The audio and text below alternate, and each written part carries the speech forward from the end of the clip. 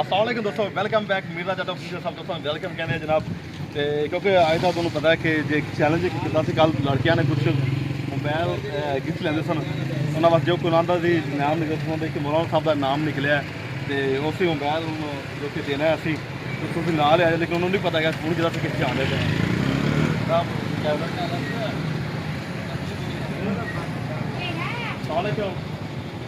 मौलाना साहब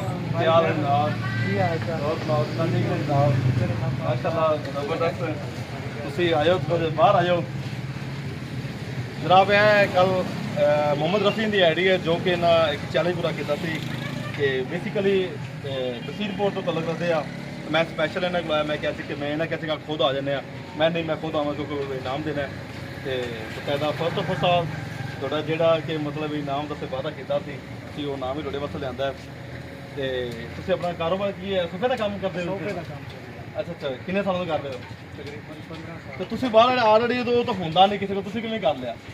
बस martial art भी नाल ते। अच्छा मार्शल आर्ट भी तुम? माशाल्लाह जी मार्शल आर्ट तुम ब्लैक बेल्ट कि वाइट बेल्ट किहड़े बेल्ट? Black belt. तुम जानते हो कि पाकिस्तान से ऐसा टैलेंटेड नौजवान है ਜਿਹੜੇ ਮਾਰਸ਼ਲ ਆਰਟ ਮਾਸ਼ਾਅੱਲਾ ਉਹਨਾਂ ਬਲੈਕ ਬੈਲਟ ਕੀਤਾ ਹੈ ਤੇ ਉਹਨਾਂ ਕੋਲ ਕੋਈ ਚੈਲੰਜ ਉਹ ਆਮ ਬੰਦੇ ਕੋਲ ਹੁੰਦਾ ਨਹੀਂ ਕਿਤੇ ਕਿਤੇ, ਖਾਸ ਤੌਰ ਮਾਰਸ਼ਲ ਆਰਟ ਦੀ ਜਿਮਨਾਸਟਿਕ ਵਾਲਾ ਹੀ ਕਰ ਸਕਦਾ ਹੈ।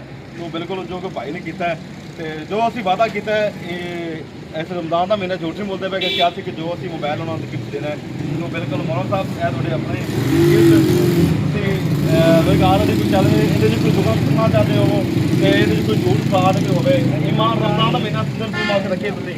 बिल्कुल भी कोई फ्रॉड नहीं है, बिल्कुल भी ये रहता भाई बड़ी इन्होंने चैलेंज किया थी मैं चैलेंज जी बिल्कुल जी ਇਹ ਉਹਨਾਂ ਦੀ ਇਮਾਨਤ ਸੀ ਸਾਡੇ ਕੋਲ ਤੇ ਨੈਕਸਟ ਜਿਹੜੇ ਦੋ ਦੋਸਤਾਂ ਦਾ ਜਿਹੜੀ ਪ੍ਰਾਈਜ਼ ਨਿਕਲਦੀ ਹੈ ਉਹਨਾਂ ਕਰਾਉਂਦਾ ਦੀ ਕੀਤੀ ਅਸੀਂ ਉਹਨਾਂ ਦੇ ਨਾਮ ਦੇ ਵਿੱਚ ਚੱਲਾਂਗੇ। ਜਨਾਬ ਬਹੁਤ ਬਹੁਤ ਮੁਬਾਰਕ, ਸ਼ੁਕਰੀਆ ਜਨਾਬ। ਇਨਸ਼ਾਅੱਲਾ ਐਸਾ ਸਾਡੀ ਸਪੋਰਟ ਦੇ ਨਾਲ ਹੈ। ਅੱਲਾਹ ਦੇ ਨਾਲ ਦੁਆਈ ਕਰਨਾ ਮੌਕੇ।